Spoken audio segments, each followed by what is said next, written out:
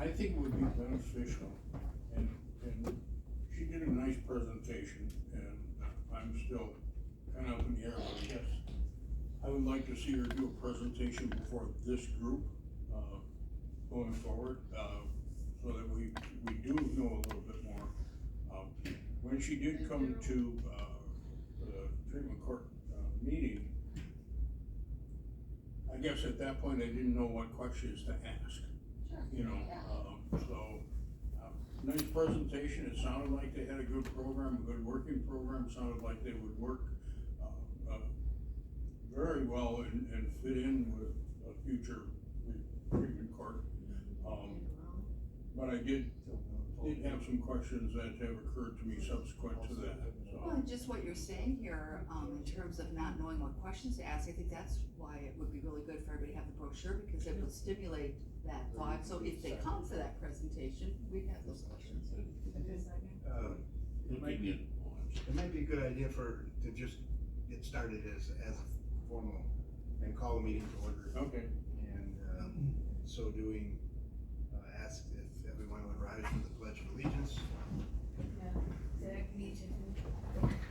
pledge allegiance to the flag of the United States of America, and to the republic for which it stands, one nation, under God, indivisible, with liberty and justice for all.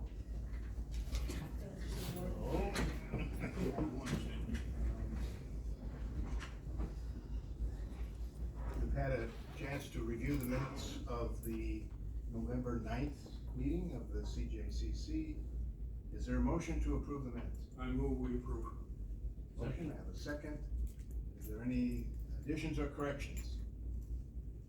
Hearing none, all those in favor of the motion to approve the minutes signify by saying aye. Aye. Anyone opposed, say no. Motion carried. Then we'll go back to the agenda discussion in regard to approval of Redeemed Services LLC as a treatment provider for recovery court. Is this just a provider, not the sole provider, right? Well, that's what I was wondering, you know, in looking at this brochure, Alan, there's a whole list of services, none of which say treatment, you know, for alcohol and drug abuse. But, I mean, as a supplementary treatment, I think there's certainly some of these services, if they're provided well, could very well supplement normal treatment. Okay, but, I mean, it sounds good, but you haven't seen it yet. Maybe, can I pass it around? And that would be good, and again, we didn't know who was all coming, but I think Drew's committed to scanning and just sending it to everybody so that we can look at that, and because my understanding, I think just based on what I'm hearing you say, Judge, is, you know, there are some specific certifications you have to do AODA treatment, and so we need to know what we're approving and for what reason, and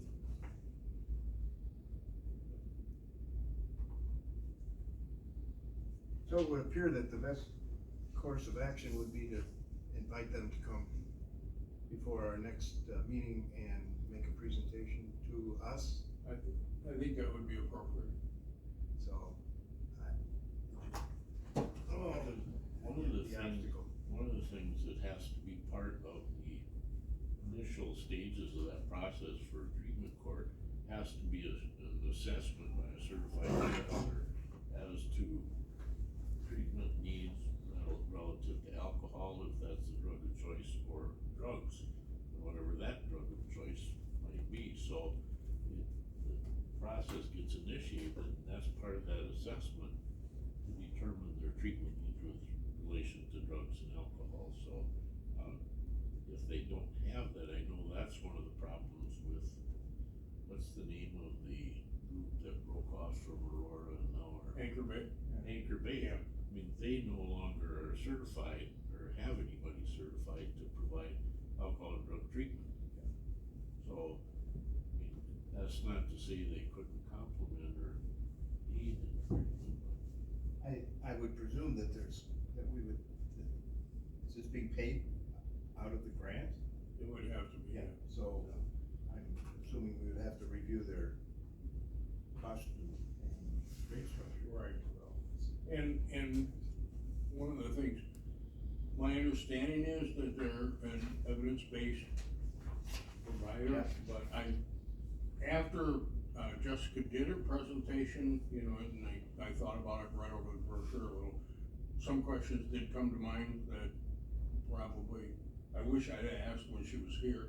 So I think, I agree with you, I think having her come in and meet with this group going forward and lay out the program specifically to everybody. And I know you guys, the whole group here would have significantly more questions going forward.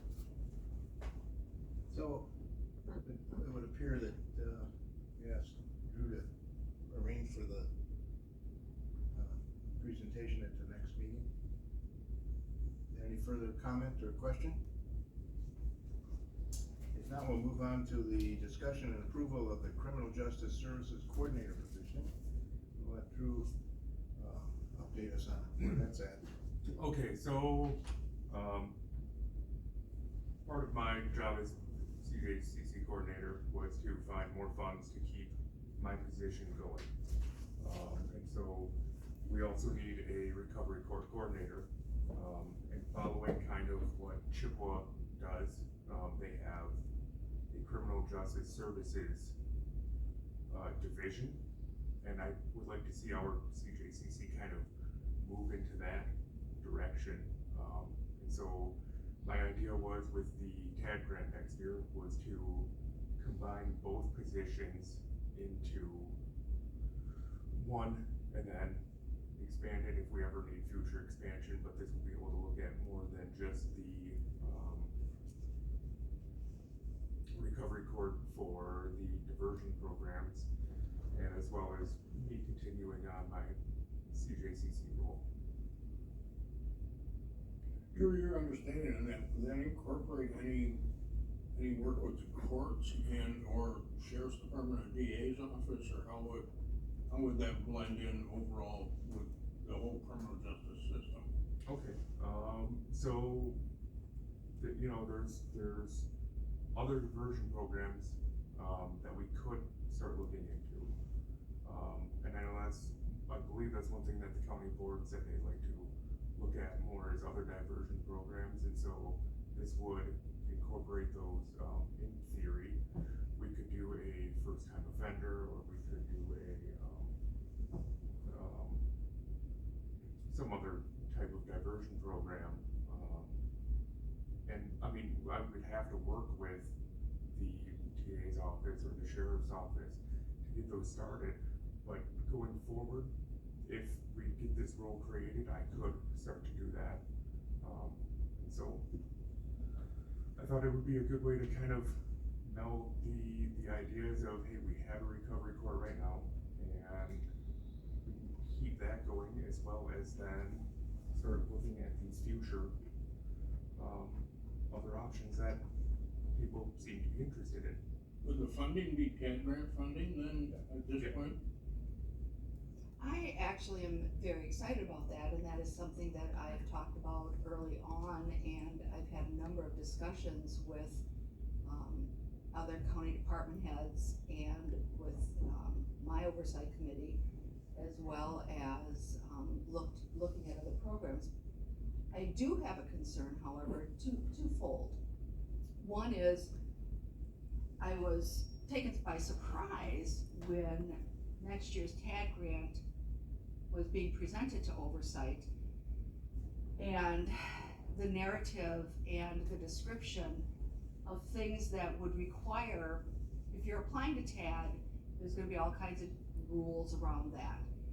And approving something without first going to everybody who would have to be involved for input and feedback, and then at the back end, putting them in a position where they have to be critical, or they are obligated to something that they didn't know they were agreeing to at the front end, that's one issue, and that still hasn't happened. I mean, I raised that at that committee meeting when I was surprised by that. My experience in county government in 2 states is that when you have an idea like that, then when you need to work with other people on that idea, you meet with them so that they can either vet out potential problems or, give input, that could enhance that idea. They can be fully supportive of it. When you do seek approval from, a county board, you can say everybody's on board. That still hasn't happened. That's one thing. And then the second thing is just my issue in terms of diversion and the combination. It would have to be carefully looked at because the court can't be involved in diversion.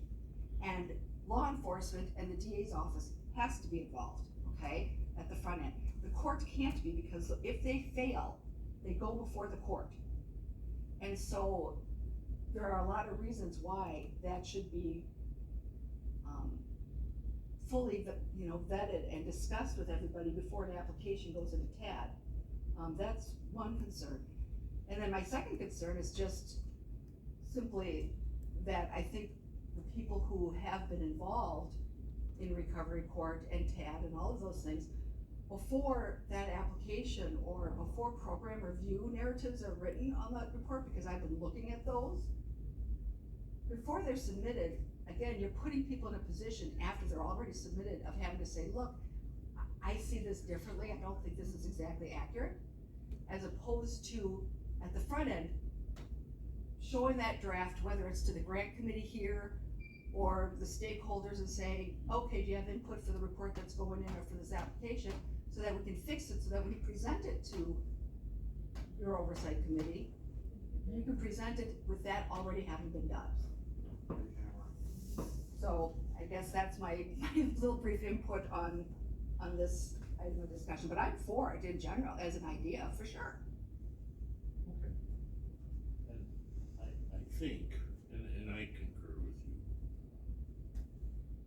I think in order to get stakeholder input and affirmation, I think, and I understand the timelines here, because I think that was a big issue. County board voted and said, we authorize you to submit the grant. The grant was due like a week later or something like that. It was short timeline, but I agree that may have been or should have been a step that was taken in here. But one of my long-term concerns with this, I see this as workable and doable. Have we heard back from TAD yet? Have we gotten any feedback on the I grant? checked last night before I left and it was still pending. Okay, cause I think this would be a little bit different, for TAD to fund under treatment courts, than I've seen in the past. Doesn't mean it can't be done if they're on board with this concept, great, that's. They one. do it in Buffalo County, and I was, instead of looking at Chippewa, when I was looking at it, because again, no diversion happens without the DA's office or law enforcement. I was looking at Buffalo County, because they have TAD to do just that. That's their program. It's not, it is diversion, and they're a small county like we are, so, I'm not familiar with Buffalo, I haven't been down there for years. it's a beautiful, you hunt? I mean, that's the place. And I used The to go monster up- buck capital of the world over there. But my favorite spot was up on the bluff overlooking the river at home. Just, anyway. I tried to get my wife to move over there, but she's kinda close to Pretty it. cool.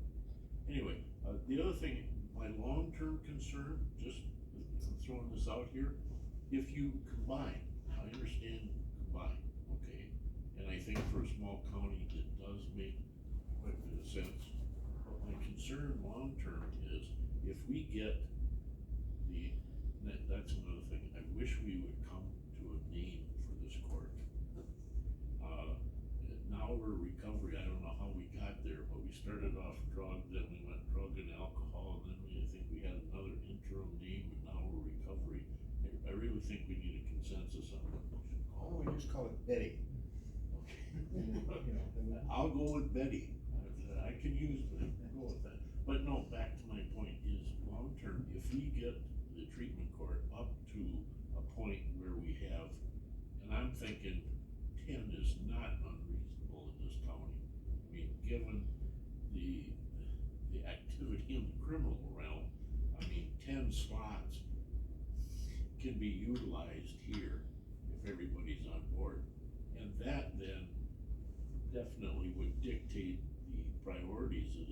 position to, I mean, you got 10, you got a full-time job, trust me. Sure, and Let then me some. interrupt. If we had 10 right now, I mean, I'm kind of filling in here at this point with 2, and that's with my other thing with teen court and everything else. If we had 10, there's no way that I would be able to handle it. We would have to have that full-time coordinator, Betty, or whatever we wanna call it, but we would have to have somebody in that position. And there'd have to be an absolute firewall. I mean, and that's my concern too, with the courts in diversion. What do you mean by that, Alan? What I just said before, diversion, if they fail, they go in front of the court. The court cannot be involved in diversion. Other than to the extent that, depending upon what type of diversion program you're looking at, if it's a written agreement, that has to be approved by the court. Not if it's pre-charge. Oh, pre-charge. That's what I'm talking about, get them out of the system altogether. Okay, I apologize. Yeah, get them out of the system. But again, as he was saying, if you get up to a point where I think our treatment court should be in terms of numbers, then you're gonna be in a position of having to pull this position apart. And that means Tad is not gonna fill her 2 full-time positions, I'm guessing. Right, and one of the issues, and Ellen, we've discussed this before, and with the recovery court as it is, or treatment and CAD grant, it requires high-risk, high-need individuals. And the bad part of that is I see it anyway, is these are people that have already screwed up beyond definition in their, whatever addiction they have. And I think Ellen agrees with me, it'd sure be nice to get somebody into the system, into some kind of a program prior to the time they become high risk and high need, you know, so we could address, I mean, maybe that's one of the advantages of teen court is I'm dealing with people that haven't seriously screwed up, you know, and it does make a difference there. But I think we need a program, a supplement to recovery court or whatever we call it. But to Judge Stewart's point, and this is why talking, if your idea is diversion, that's why coming to the people who have been talking about it is important, because I've had those discussions with Jeremy about funding, and part of the answer could be, he has found that he may have a funding source for a part-time coordinator of that type that could support the position in the district attorney's office. So again, you know, this requires a lot of discussion and for people to be on board. It seems to me that, first of all, the whole concept of the high risk, you know, was to intervene at the last moment, and then maybe work our way backwards towards the lower risk folks. So I understand and agree that if we were to go thinking in terms of counts of 8 or 10, it would be an enormous task to try to do both jobs. But we don't have, and we haven't had that high participation up to this point. Well, So it seems to me At one time. having a coordinator that we can do 2 things. We can expand the program going forward, and we're certainly not gonna get up to 10, you know, right away. One of In the the things meantime, we'd have that resource, as Drew has been working with the original CJCC coordinator grant to sustain it through, and that was one of the points that was made to the funding source, was our purpose was to create a position that would hopefully be sustainable. So I think there will come a time when CJCC and the county will have to consider expanding the department, and I think that may be in sort of a natural growth and progression, maybe sometime towards the end of 2024. One of the things, Drew and I met with Melissa from probation parole, the supervisor for probation parole, about drug court and what her concerns were and getting her back in the system. The biggest thing, probably the significant concern is the reason they haven't been referring to anybody, and the reason they haven't actively taken part is because we don't have a coordinator. And that was in a nutshell. As soon as, she's got people to refer right now. And she's got attorneys that are asking her to refer people. And that's not happening because we don't have a coordinator in place. So, I guess, and correct me if I'm wrong, but Drew, perhaps the best procedure on this, would be for you to draft some kind of job description or something of that nature and plan for what that individual would do, whether it be you or somebody else going forward, what that individual's function would be within the criminal justice system. And probably it'd be a good idea to go sit down with Alan and work with that. So perhaps sit down with the sheriff or George or somebody and see what needs to be worked out. Sit down with Chief Julian and see where we would go from that point. And find out if it's, acting at cross purposes to what's already being developed. Yeah.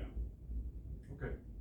And Jeremy Jacobs and see what funding and grant funding they deal with that stuff all the time, so there may be more money available through that system too. I don't know, I mean, I'm just Well, throwing that's it out. exactly what we're working on, because I've been told that there is, and that's what we're trying to work on, is to get that diversion off the ground. And I agree that in a small county, it makes sense to combine, but we've gotta talk to each other about that and be a part of it from the ground up, and to make sure that we're not going to have any conflicts of interest that are gonna be real problems down the road. Right, okay. And so Ellen, when you talk about diversion, you're focusing just on pre-charge stuff, not post-charge, cause there's diversions. I do both right now in the office, and I can't expand that because I'm not a case manager. I'm talking about both, but in terms of that risk population, Okay. I also wanted to, it's not only about identifying low risk and trying to get them out of this system so that we don't make them medium risk, we don't make them worse, right? And that goes to Rich's point. But Judge, some of that pre-charging diversion can also happen if we are correctly identifying, and it requires the DA's office to have those assessment tools, those medium risk people, because there is a way to provide people with an incentive to not be a felon and to not charge based on a pre-charge for a medium or even higher risk person who is not quite yet a felon, to get them out of that path as well. And that would still be pre-charging, right? Not what we do post-charging, what you're talking about, that deferred acceptance that the courts are involved in, right? Oh, you're preaching to the choir. I know, I know, yeah, and I believe in it too, and that's what I wanna see happen. Yeah, that assessment component is just absolutely. Yes. That's just gotta be stressed. I think that, But whether it's pre-charging, and that's another issue, is how do you make the assessment pre-charging available? I mean, And we're that's- talking about that right now, that's what I've been talking about with Buffalo, and I'm gonna get their tool. That's good. Cause they use the proxy and they just add a few things to that proxy to identify actually funding sources. But we can also use, the proxy, obviously, we used to use at least 3 risk assessments, but having a senior moment here, the Compass. Yes. And we have, and I think, George, weren't you trained in Compass originally? We have 3 people or 4 that were originally trained by DLC because they have training programs all the time. So that's available. I think it's still available. My It's a matter understanding of- on DOC now is they will only train, Department of Corrections. Yeah, but you gotta go sweet talk, trust me, cause they didn't wanna do it before. And we fought for years in Dunn County and said, this is stupid. We get the Compass results after we've sentenced them? What kind of craziness is that? That's absolutely insane. And the same with the prosecutor. How do they know how they should deal with a particular individual without having some of that risk information and needs information? And they finally said, oh, I guess you're right. And so then they allowed us, Yes. and I think there's only a couple of counties that got in on it, cause they. Claire, I saw the Compass as a prosecutor all the time prior to making an offer. so it would seem to me that we could we could move forward by considering that the deadline for the grant application was a big factor in the timeline in regard to moving the idea forward through the oversight committees and all the other people that, you know, needed to be involved.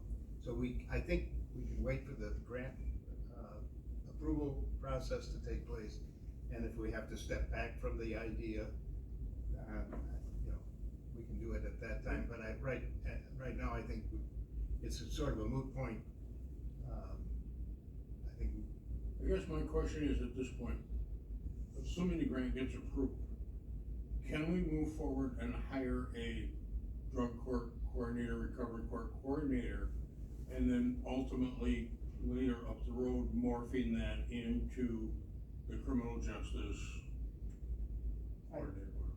I think it might be also just to consider hiring the position, considering the job description and the qualifications to involve those qualifications necessary for the drug court coordinator. And then that's probably gonna be the prime priority, you know, starting out anyway. So the rest of that job description will have to probably wait a while, and it will sort of evolve on its own to some respect. So I think I don't see this happening in a real short period of time. But, you know, so I think you would focus on, with the job description, on making sure that the job description includes the recovery court qualifications and requirements, and then we can expand out from there. Absolutely, and I think that's a real good way to get this position self-sustaining, is like that combination. And I think if we go down this road, and there was a request, I think Ellen said, you know, looking at a job description too, I think that's key.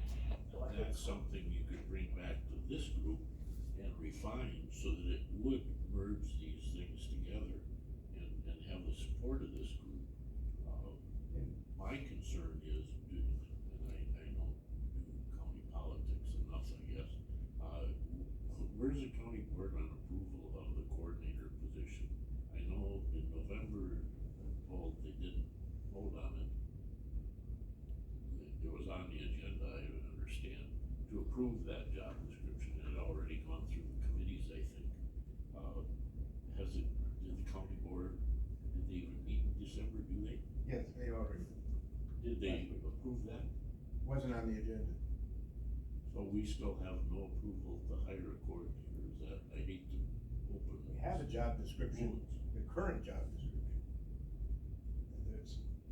I don't know that there's any policy reason why the position can't be hired under the current job description. I think I was kind of blindsided. I've been out of the loop quite a bit, during October, November. I assumed that the job description had been approved by both the personnel committee and the oversight committee. And then when it got on the agenda, nobody from the personnel committee or the oversight committee or county administration said anything. So it just laid there. Nobody moved approval, so they moved on to the next item. So it was a kind of a comedy of errors, I guess, but I wasn't sure that it was something that I wanted to make a motion on, because I didn't know where it was from the process. So. And the last I know is that we did approve that job description for the recovery court. We looked at it, we approved it. Yeah. So I think the hiccup is with the new application.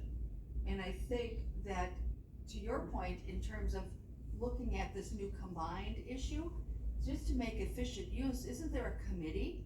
Like, isn't there the grants committee that a smaller group that could look it over, that could in turn get the feedback they need from the other department heads when they meet and get that input, and then present something to this bigger group? I mean, that's the process I'm used to. is that kind of thing. A small group, if they need the information, they get it from the other department heads, hey, what do you need? You know, this is what we're thinking of, and then that small group refines it, then they come to this group, then this group goes to the oversight. You know, I don't wanna be a whiner on this, but back in April, I was asked to fill in for the coordinator for a few weeks until we can hire somebody.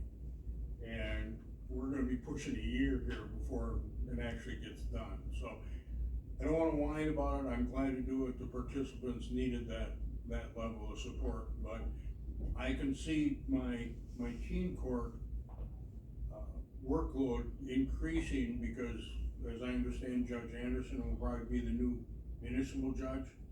And we never got referrals out of the city of Ladysmith before, and I know Judge Anderson is a big advocate for teen court, so I see referrals coming out of the city.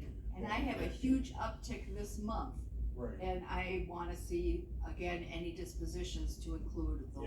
Yeah, and Yes.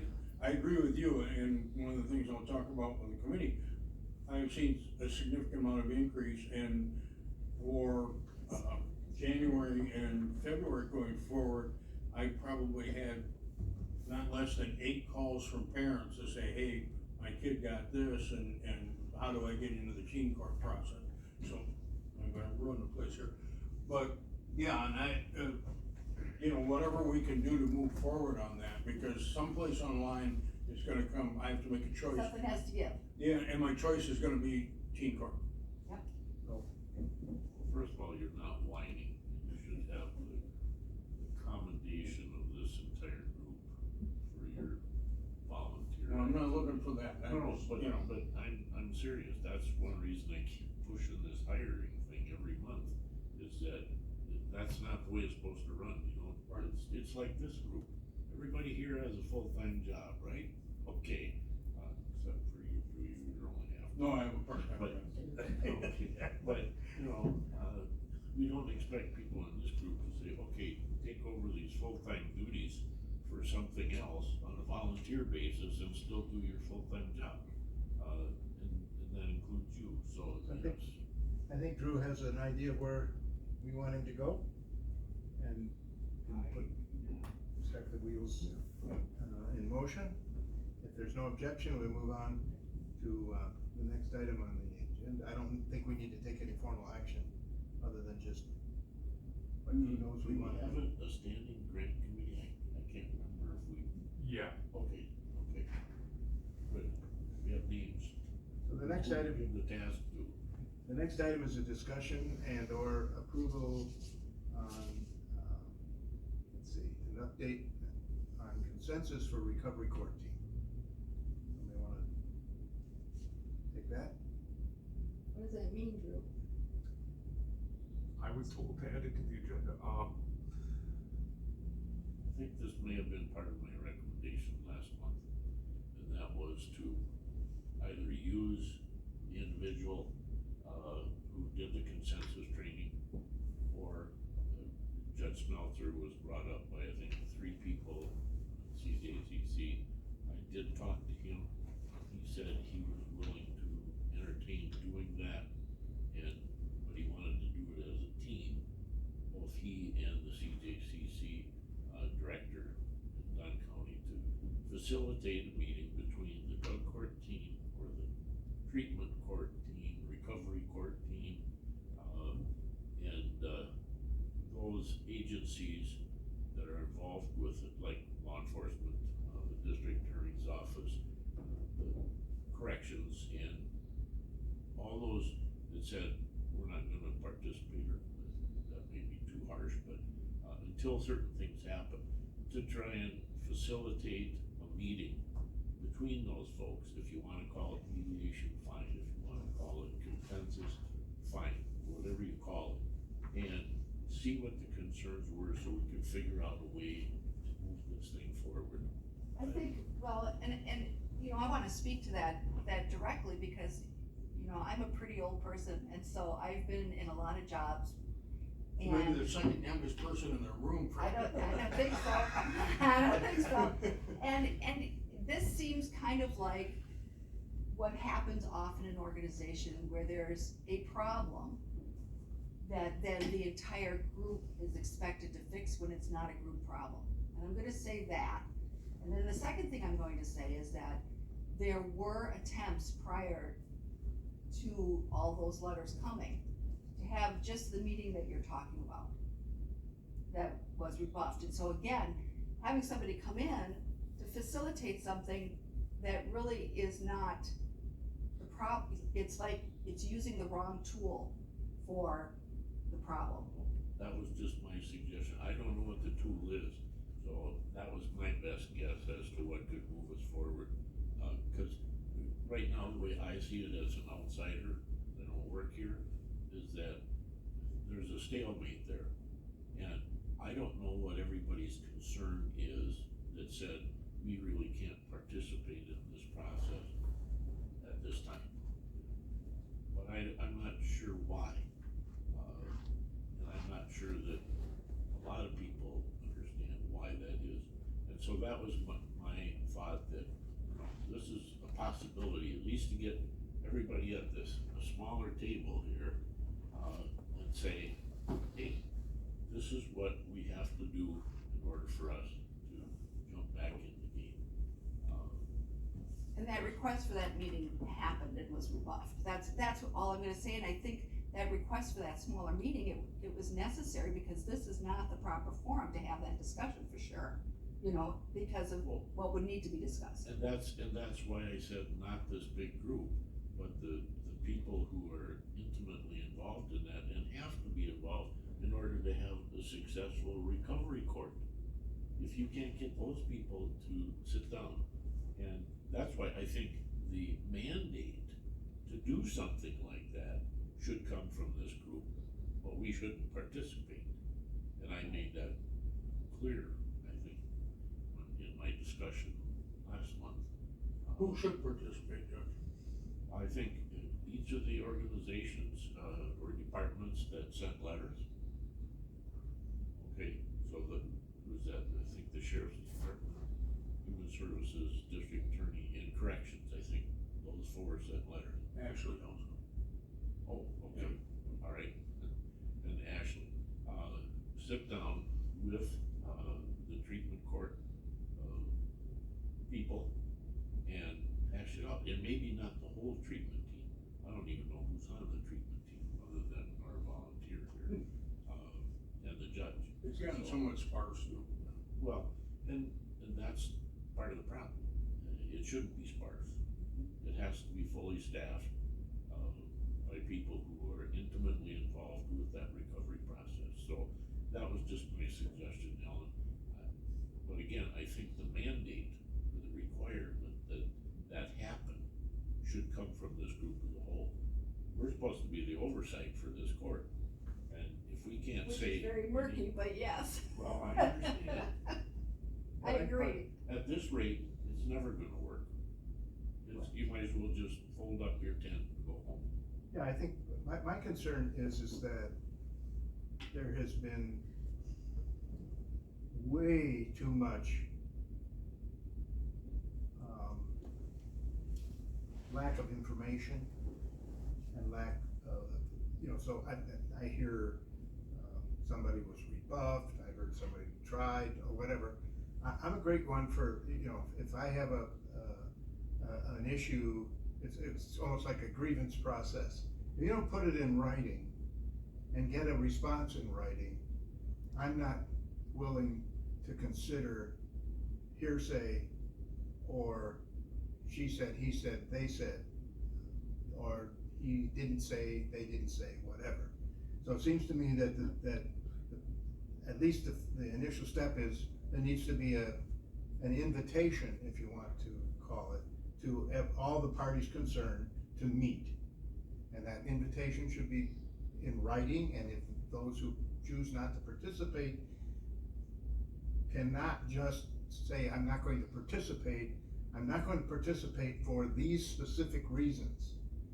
Because I think as coming in from the over top, how does this body even know what's going on if people are not participating or not working together, but they're not telling anybody maybe not even each other, why they're not working together. And so I think that, that's, to me, is, and I don't know whether you need an outside facilitator, I think, umpire with a whistle or what. I think the facilitator, the gentleman that Ellen had come down would be an excellent outside facilitator, for that meeting. It shouldn't be anybody internal, that's my. Yeah, I agree. And I think a neutral third party is necessary, otherwise it's gonna be fingers pointing around the table and whatever. Right, exactly. And that's gonna end up in the same place, maybe worse off than we are today. Because the referrals aren't coming in for some reason, the participation's not there for some reason. And if we wanna move the ball forward, but I think a neutral third party, and I'm not pushing Judge Smeltzer, but I was asked to ask him, and he said he would do it, no charge, if that's an issue, and sit down and try and mediate some resolution so the whole treatment court could move forward. And there are people out there that need to be brought into the process, the need is there, so there are people that need that treatment, there are people that need that structure from recovery court or whatever we're calling it. So, yes, do we entertain a motion, and who do we include in that invitation process? I guess that's where I'm asking at this point.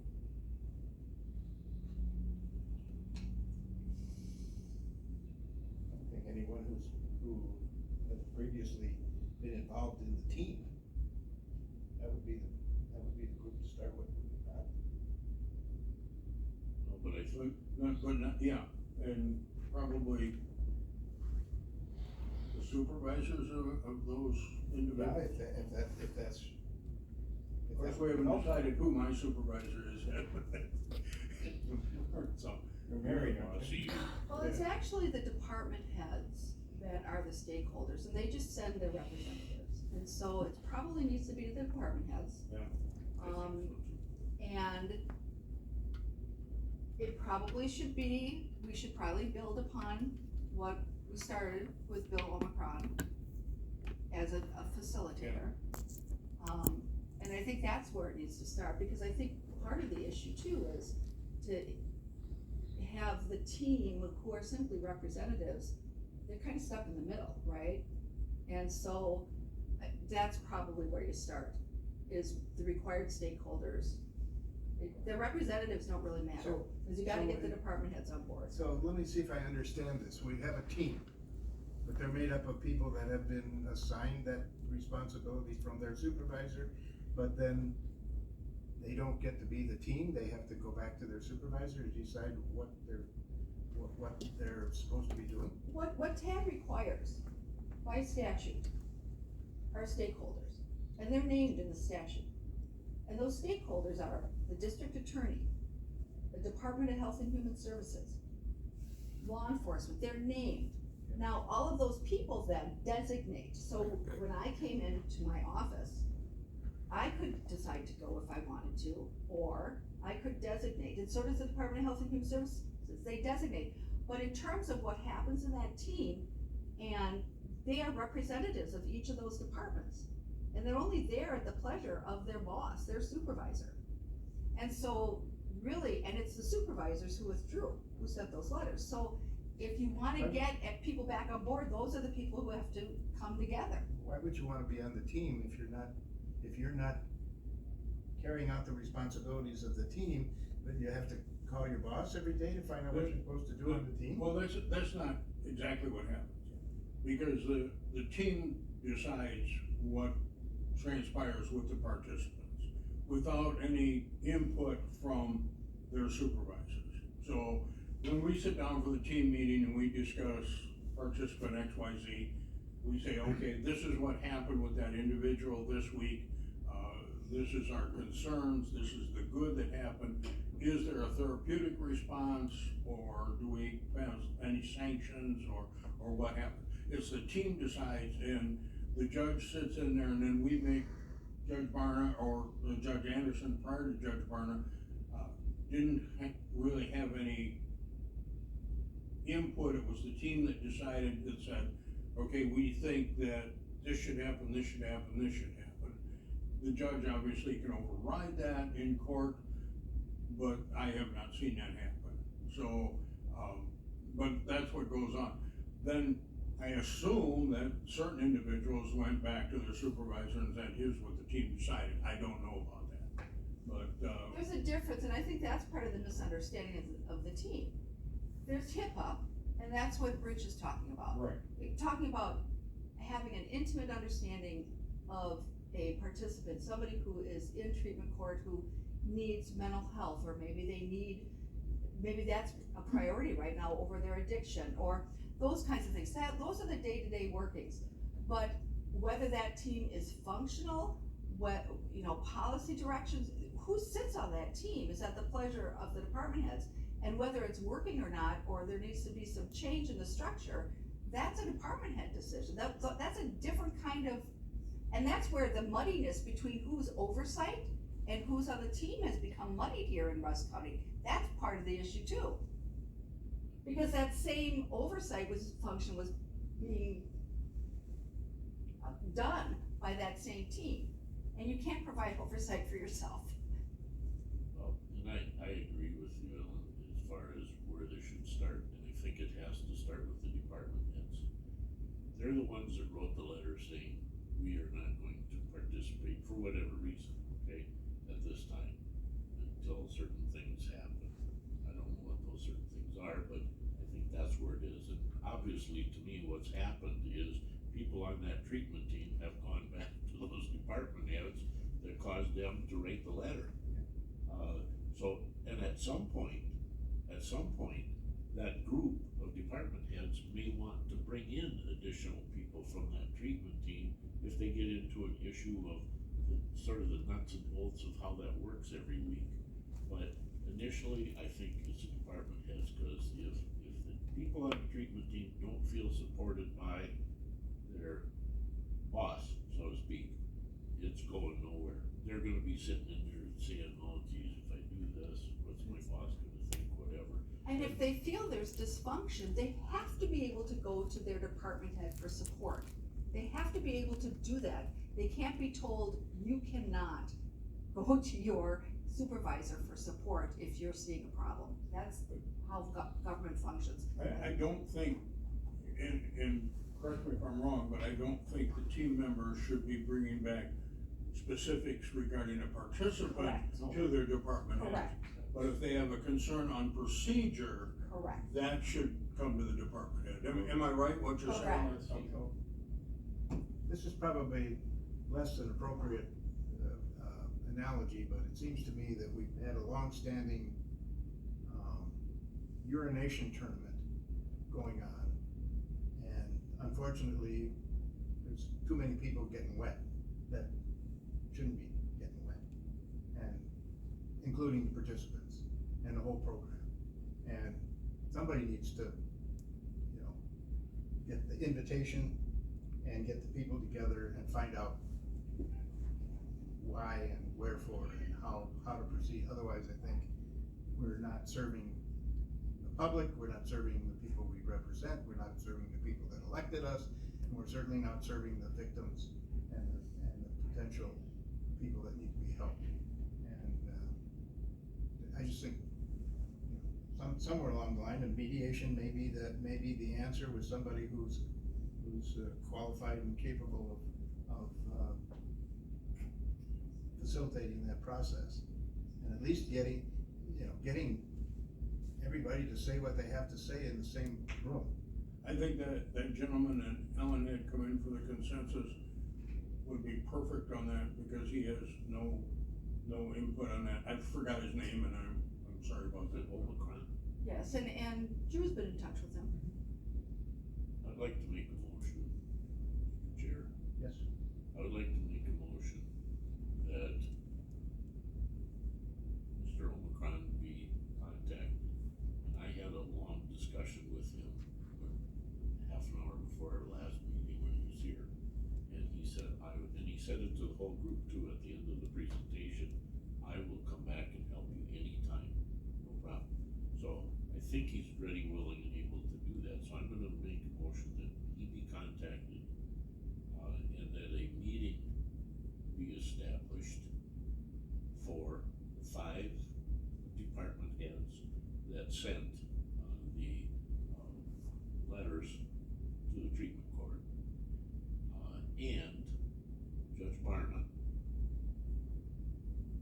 setting a meeting time for all those folks. I would also include, cause I think this is important too, I would also include the police chief, Mr. Julia. Only because when I first got involved with the treatment court here early on, he was a member of the team. Right. And he had some very valuable input, I thought at times, that was a different perspective from everybody else in the room. Don't we need all of the department heads Well, I'm trying to think who else would, who have representatives on the team? but I think that covers them all, doesn't it? I think it does. I think, well, we've got district attorney, sheriff's department, we've got, if we invite the, Oh, I think DLC wasn't mentioned, well, so DLC, they sent the letter too, yeah, right. so DLC and the See, administrative coordinator, I haven't seen all the letters, I've only seen a couple, well, so. whoever, Part of the problem. but all those folks, they establish a date, and a meeting time and place, to sit down with some, enough advance notice. Again, I think that's where we gotta start, because this intermediate stuff from treatment team, they should just go to the treatment meeting and represent their department, but focus on those individuals and what their treatment plan is and what their progress is, more so than just policy, procedure, stuff like that, so Well, I that's my think that, motion. and I'll second that motion, and, you know, I'll just say in that second that, the sheer volume of the number of letters should speak for itself. And like I said, they came from the department heads, and so, Not all the letters spoke to me because I didn't get all the letters, so. And they were incredibly not, you know, when you speak, you need to speak and say what you have to say, not just, no. So that's the and I problem. think this would provide the forum to at least attempt that, that's all. So if that's the case, we have a motion and a second. Does anybody wish to make any comments on the motion? The only comment I have is, well, my department head is kinda up in the air right now, and the last suggestion would be the clerk of courts was the department head, so I don't know how that would fit in at this point, so. Technically, I guess right now I'm still under you, but I don't. Technically, they're not by statute part of TAD. Right. They're not on the team list that Rusk County has, so. Like I said before, they may, after meeting, say, we need some more people involved in this process to sort this stuff out. And they could make that request of anybody else they needed. So is your intention then for Drew to follow up on that with the mediator? Yes. If that's everyone's understanding of the motion, if there's no further discussion, all those in favor of the motion signify by saying aye. Anyone opposed, say no. Motion's carried. Discussion and approval of CJCC Executive Committee election. When the Executive Committee met recently, my understanding that the elections take place in January. Is that correct? Yes. Yeah. So we were looking for a process, see what you think of. My suggestion would be that the coordinator send out a notice to all CJCC members stating that there will be an election of officers for an executive committee at the January meeting. Anyone wishing to nominate someone, or self-nominating, whichever way they wanna go, for the office of chair and vice chair of the CJCC, would submit those nominations to Drew. He can then create a slate of nominees, and at the January meeting, that slate would be presented to the group, allowing for additional nominations from the floor if required or wanted, and we would proceed then with having an election. Are those officer positions just 1 year? Yes. That's Yeah, what I think- surprised me when I saw this, cause I Yeah, thought, and that's probably a bad idea, because yeah, it takes, they're all up, Yes. Yeah, okay. that's how it's been. I don't know if that's the, Jeremy hogged it, took it for 2 years. well, I mean, if that's the process in the bylaws, I don't think there's any, sort of, requirement that, that they rotate or anything else. I think it's open to anyone who wishes to serve.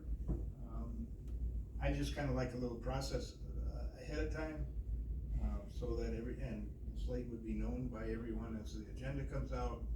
If they wanna contribute or participate in the election, they do so. Kinda clear up the question of whether, when you get a nomination, you can contact the person and say, you've been nominated, are you willing to serve? If you don't want, there's no sense in having, people declining the nomination at the meeting, and everybody kinda knows what we're doing, ahead of time. So if there's no objection, that would be the way to go forward, I think. Is there any care or concern about that? Okay, very good. I think we're running out of time here, and we've probably got the more important stuff coming up, so. Drug test procedure demonstration. All right, I wanna keep this brief, but basically the reason I asked to have this put on the agenda is we all know that drug participants, if we're not continuing monitoring and continuing testing, we lose a valuable tool to help them maintain their sobriety.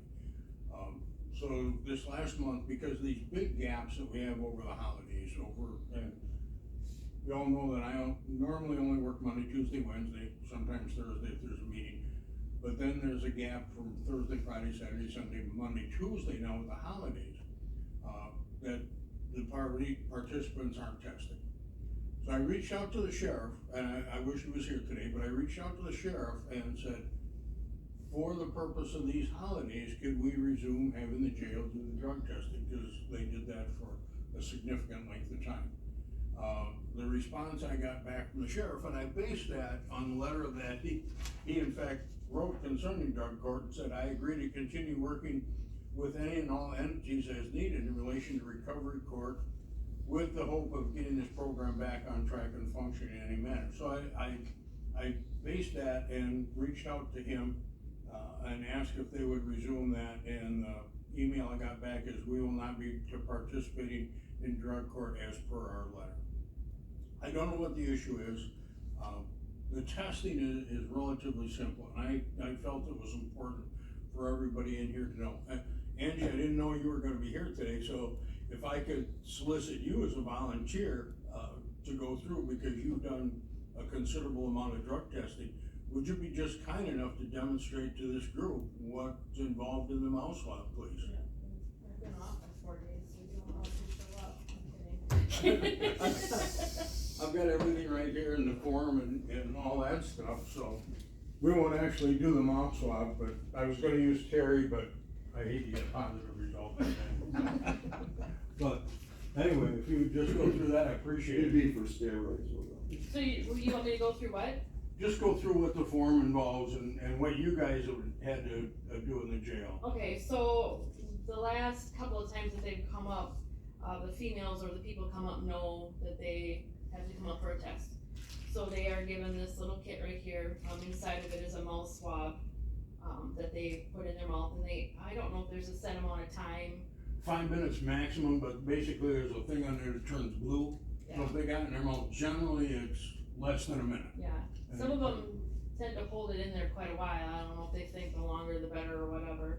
But then while they're filling that out, each one of the forms comes with, our account number, and there is a pre-printed label on here that the donor then signs. It's got an account number on it.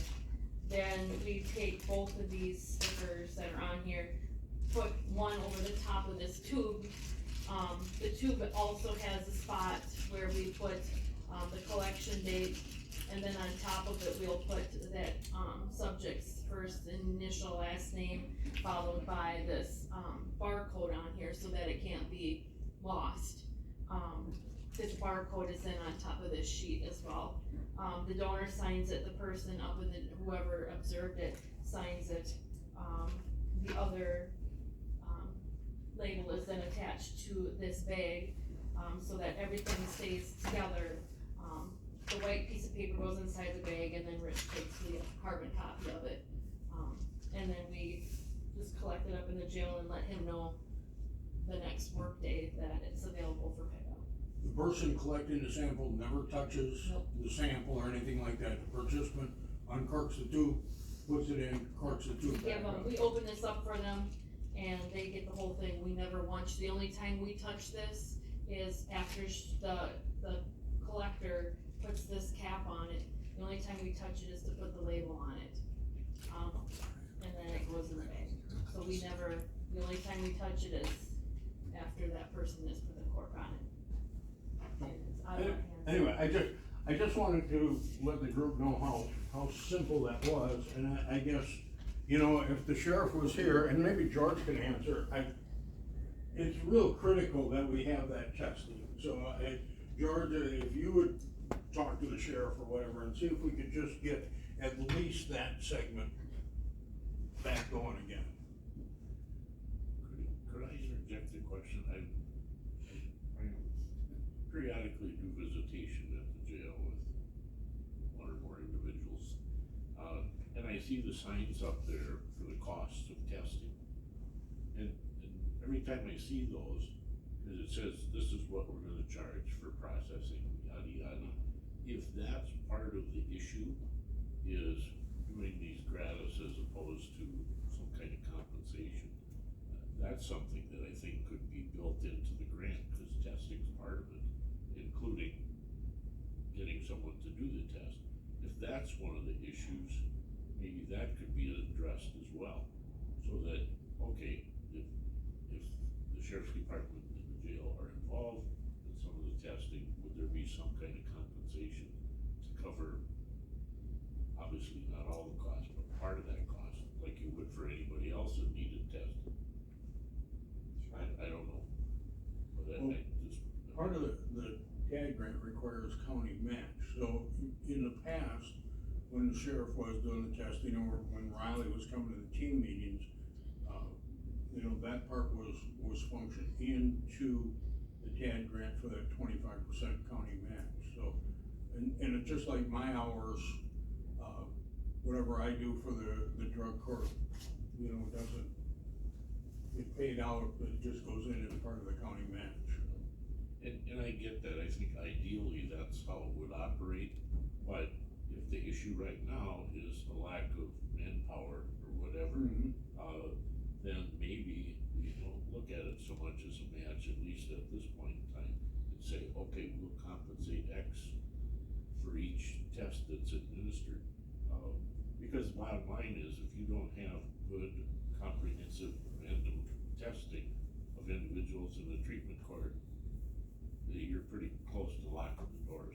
Right. I mean, You are, and that's, anytime we have these big gaps in testing is where we run into individuals that kind of jump the track, so to speak. If particularly with meth, if they know I'm gonna run the last test on Wednesday morning, or whatever the case may be, well, what the heck, they could go out and use meth and conceivably be clean by Monday morning when I run the next test.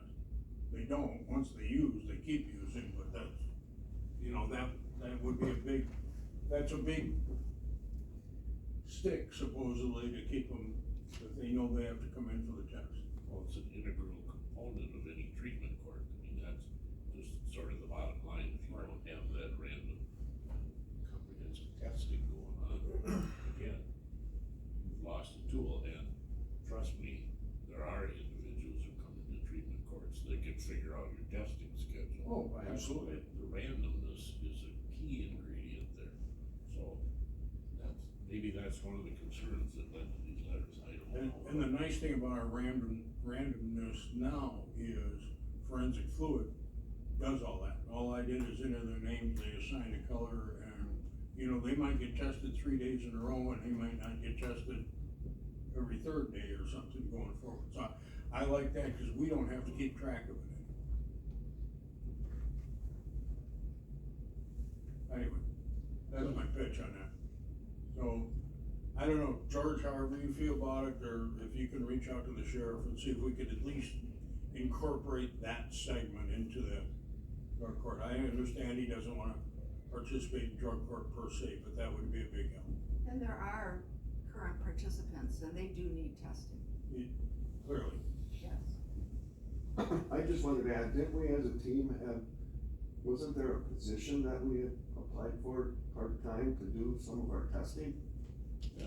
And I don't know whatever happened to that status, but I know you're dealing with, We went through this last year, and there was, the way I understand it was, about 6 months into the year, the treatment court would look at the budget, and if they had unexpended funds, they were gonna put in for 2 part-time, and I think we had job descriptions too, 2 part-time testers, 1 male, 1 female, that would do that, but then it was, like, not 23, but in 22, what happened was, by the time the board was ready to act on it, the end of the grant had hit, so Right. they couldn't utilize this money that was available back in September. And I don't know where that is this year, but that was the intention of that, as I understand it. I need the consensus of this group to urge Sheriff Wallace to help us with the testing. Interim basis at least. That would be appreciated. That's the case. One more item, overview of jail programming. That's why Angela's been suffering through the rest of it. Yeah, back in maybe June or July of this year, George had asked me if I would be interested in kind of picking up the duties of the jail programming that we offer up in the jail. Kind of took a hiatus during COVID. We had some things going on up in the jail that not a lot of offerings were being made for inmates as part of like a recovery classes for them. So like 2 of the most important things that we've been offering since about the beginning of the year is Ann Hansen, who is she's a teacher for Northwood Tech. She works through the extension here in town. She comes up to our jail at least once a week and has been offering high school equivalency diplomas for our inmates. To date, I think we've had at least 12 inmates since the beginning of the year successfully graduate and receive their high school diplomas. Well, they've been either in jail or shortly after being released, they've continued and have successfully gotten their diplomas. So that is one of the programs that we offer up there. So if there is anybody that is in our jail that does not have a GED, we have that ability for them to get that. Last week, we had a female that had her final sentencing and actually got released that day. And during that, I found out that she did not have her GED. And when I asked her, I said, you've known this whole entire time that we offer this, why didn't you want it? And she's like, well, maybe I'll get it the next time I come in.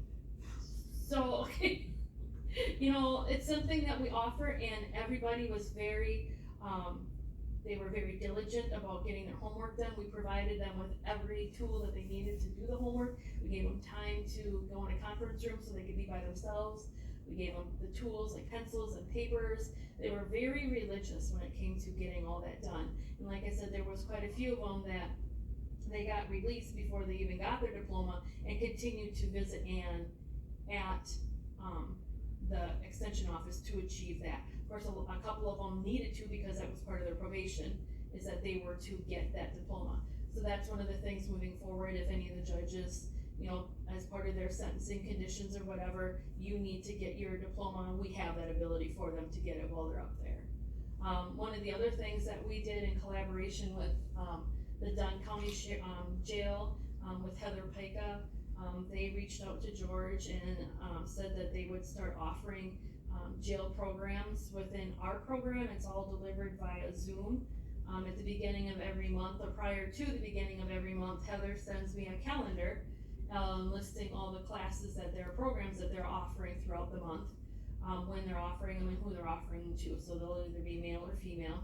A lot of them are free. Any of them that aren't free, the inmates are, paying the fees for, and those fees are just for workbooks or, any documents that they have, and that's all 100% covered by the inmates.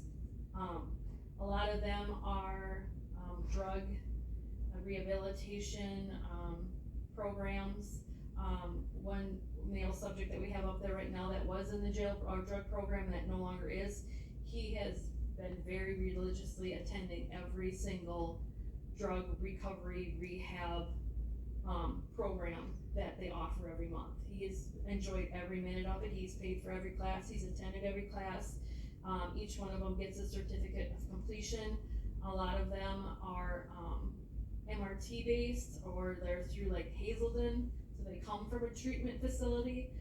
So it does count towards a recovery program if they need to take it for, say, probation and parole. So then I'll also let the probation agents know that, hey, this month we're offering this. If anybody has anybody that they need to take it, let me know, and we will tell them, hey, this is here, your probation officer suggests you take it. Question, Yeah. if they leave the jail prior to completion, is there an opportunity So, for them to complete? There has been a couple of them, like there have been parenting classes that we've offered, and I have let DHHS know, and the probation officers know that there's a parenting class, and that these people are attending it because they're required to attend it. So they were given the chance, once released, they were given that Zoom information, and Heather said, yes, if they wanna attend it, we'll give them the Zoom information, they have the ability to attend it, and they never attended them. They were given those tools to attend. They were also given the opportunity, like I was talking with Alicia Olson up in DHHS, that if that person did not have the ability to have a phone or a computer available to them, they are more than welcome to go upstairs, and they would offer them that ability to attend that class with that Zoom information. So I guess as a prosecutor, my question would be, if somebody was being placed on probation instead of sentenced and they had conditional jail, could we ask the court to require that they complete any programming that they begin while they're in the jail? There have been multiple times where there have been some that have needed something, but they refused to take it because they weren't being told to take it. But it has come and nipped them in the butt, because when they go back to court and their probation officer is there and says, all right, you were given the opportunity to take this class, and this class, and you chose not to, can you explain why? And there, on the flip side, there's also been others that have went up to court with their certificates in hand saying, hey, this last time I attended this, I attended that, I'm going to this, so they're, it's the possibility is there for them. And I can't tell you how many sentencings I've been in this last year where the defense makes the argument that they get no programming in jail. Yep, there's plenty. I mean, that argument is made all the time to the court. Yep. And I can't say that every month she offered, like this last month has been quiet because she had to leave for a medical, and there was just a lot with vacations and Christmas and Thanksgiving in there. But every month there is, like this next month, there's nothing really. There's a parenting class available, and I can't remember what the other. That monthly calendar, would you please share it with the district attorney's office? I can, when I get the next one, yeah. This last one is just a smaller one. I think the biggest, most attended one, and this kind of sounds kind of funny, is a coloring class. It's a music therapy class. It's offered to both male and females. They had to limit it to the amount of people because it's offered via Zoom to us, Clark County, Buffalo County. I mean, multiple facilities attend these classes, and this music therapy class, anybody attending, when they go to that class, they have to provide the facilitator with music that they like to listen to. It has to be PG, it can't be racist, it can't be vulgar, and the reason why they wanna listen to that song. And both male and females, that is the number one attended class. That is the one that they ask me about all the time.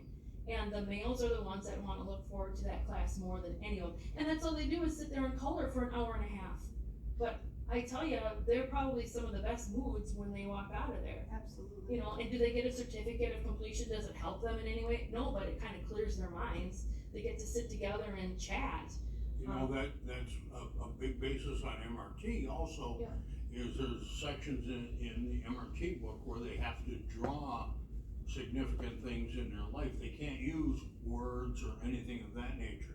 So, and the idea behind that is actually sitting down and drawing that or Yeah. coloring or what have you, gives them a much greater connection rather than writing whatever. And so there's been plenty of offerings for programs within the last year. The only stipulation that we ask is that if they want to attend a program and there's a charge, they need to have, they need to be caught up or at least paying on their jail bill. So if there's somebody with a $4,500 jail bill, we're not gonna let them charge to get a book for them to complete the class. Well, that's not fair. Well, I'm sorry, but we're not gonna make up anything by letting you. But you set a payment, so they don't have to pay it off, good faith payment. Right, if they're making good fit, there's some that aren't. Right. But a lot of those people don't really, but there's offers, there's plenty of offers for a lot of them are, a drug, not drug, anger management, there's an anger management one, and that's the other thing, when they start this class, they sign a contract saying that during this class, I will be respectful, I will pay attention, during this time, I will not get any trouble in my housing area. They signed that contract.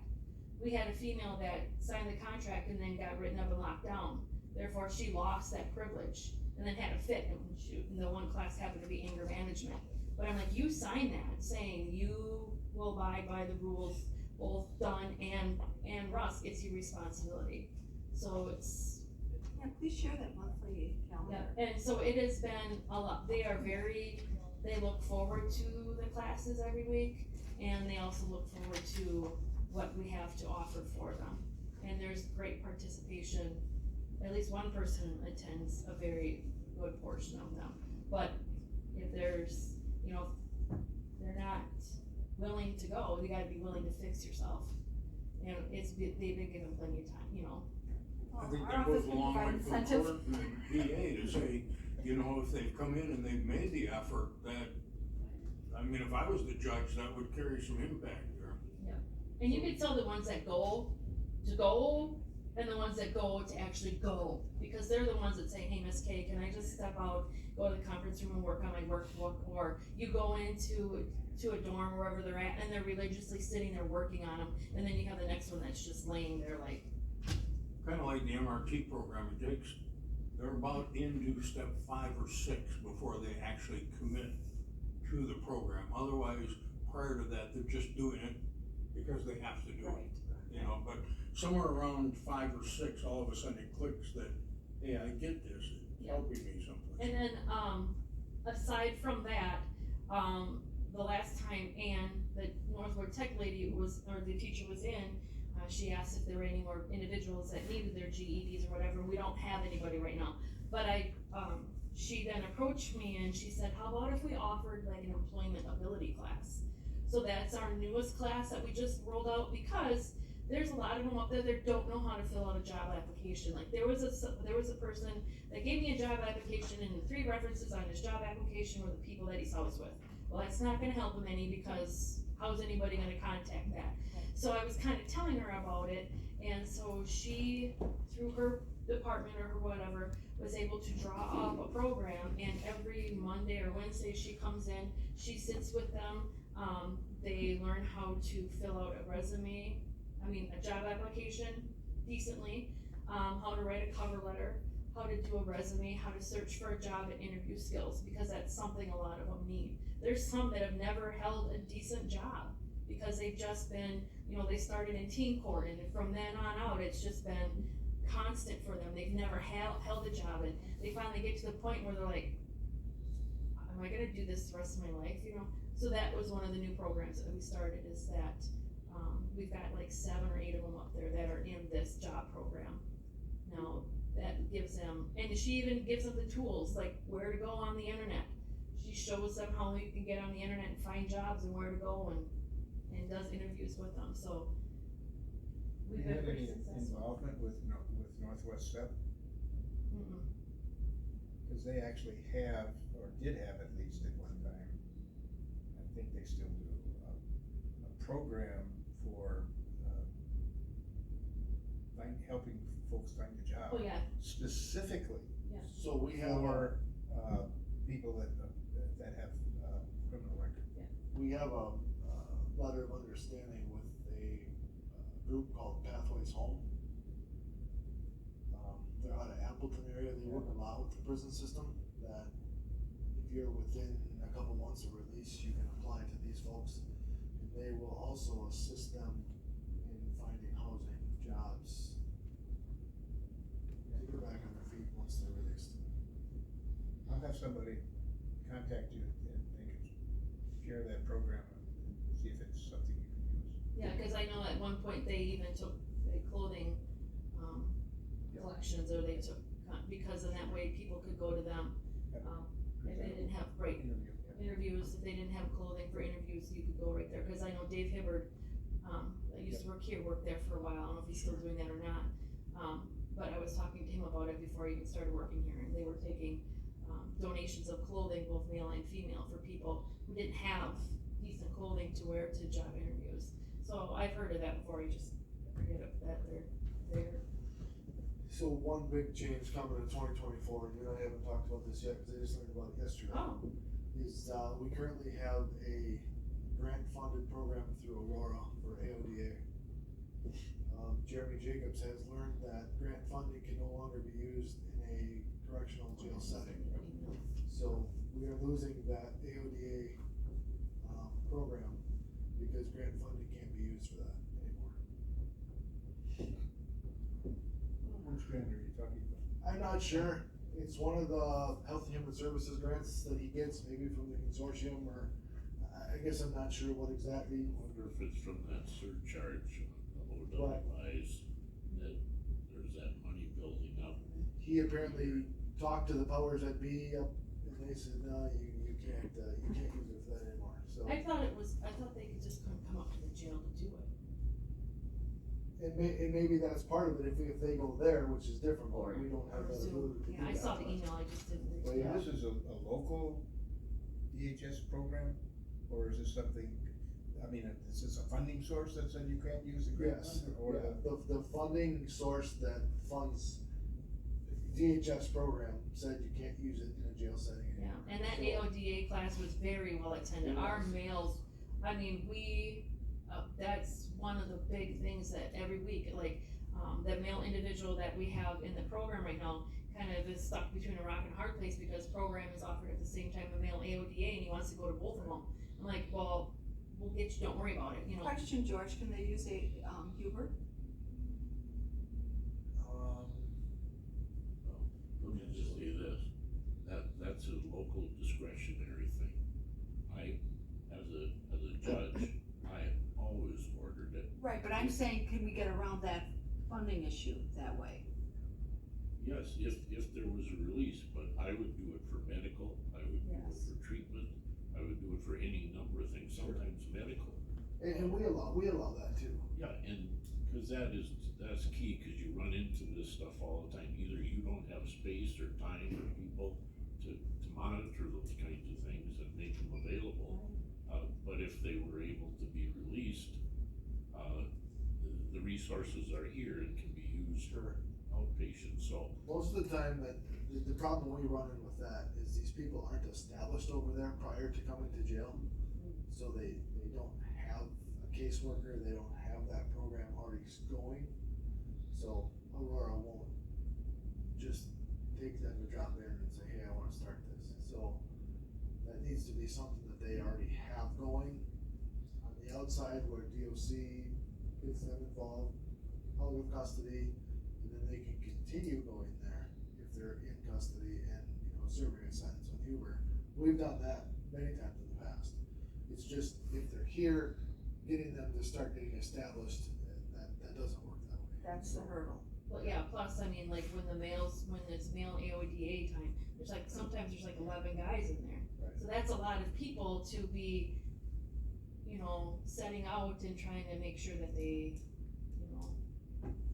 I mean, it's a very wide, like with the females, not so much, cause we don't have very many right now, but, Well, and it's probably eligibility would be limited, because I know Huber is not available for certain crimes. right,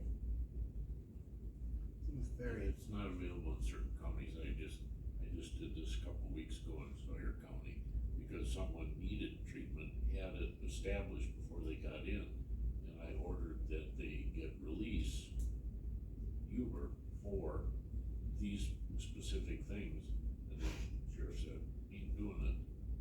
I'm just, and that's the stance of many counties, but doesn't keep me from ordering it. Right. it seemed very short-sighted on the part of the funding source to. Mm-hmm. Yes. Yeah, if there's one place it would be needed. Yes. We've had this program for years. yeah, I've only been here for 2 years, but Yeah, we've had this program for years. it's something they look forward to. Well, now, maybe it's a so. matter of finding out who the funding source is, instead of just sending a letter and saying, you know, Do we you have need any- this, and do we're you- very, do very you do any sorry. other dumb things, cause this is really dumb. Well, we can, Yeah. we all say, send Yeah, a they letter, might, this is a big impact, we don't Yeah, I like think this that's- decision, I'm sure I it's. mean, can you and, change your rule? and there may be some federal Right, funding regulations that they don't have any choice about it either, so. but they can pass along, Yeah, oh, That absolutely, feedback. absolutely. Here's a wild thought too. If the treatment court took people into the program who were in jail, serving sentences, which I understand is not the practice here. We did that all the time.